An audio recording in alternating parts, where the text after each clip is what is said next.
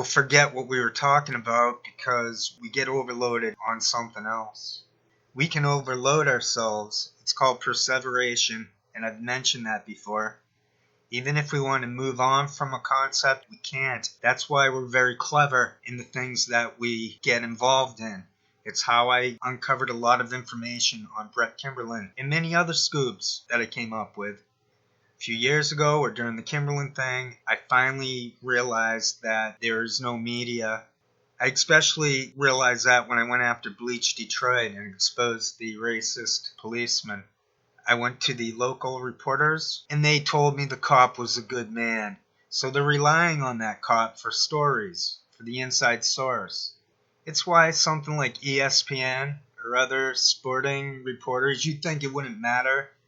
I'm not being H.A. Goodman and not finishing the thought, but I'm sort of acting like him a little bit. So there can be symptoms that lead to false diagnoses. But the reason why those reporters seem such tools, even for something inconsequential as in sports, they're relying on those people. Everyone is relying on something. Not everyone. Now, I'm outside of the system. Krishnamurti was outside. Alan Watts was apparently outside of the system. I swear, I think he was. He definitely was. Bohm was blacklisted. He was outside the system. So it's not as if people like ourselves don't exist. Now, those who are within the system and trying to latch onto my shtick and corrupt it, it's pointless. I've become a master at detecting such individuals, or I allow themselves to reveal who they truly are. I'm digressing though. I wanted to make these 5 minutes or less, but somehow it's difficult to keep it that way. I'm just very excited to have this audio back. The Tokyo Shemp Show, starring Tokyo Shemp as Bill Burr. Tonight's episode, Royal Psyop Fake News.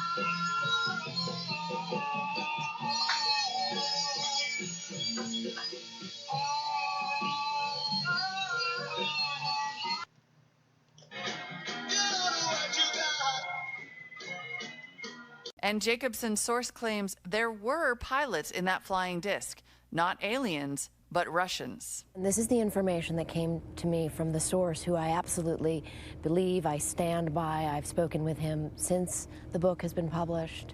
And what he said was that the child-size aviators had been the byproduct of this horrific human experimentation program by Stalin in collaboration with the doctor from Auschwitz, Dr. Joseph Mengele. And eventually, my source told me, we chose to do the same thing.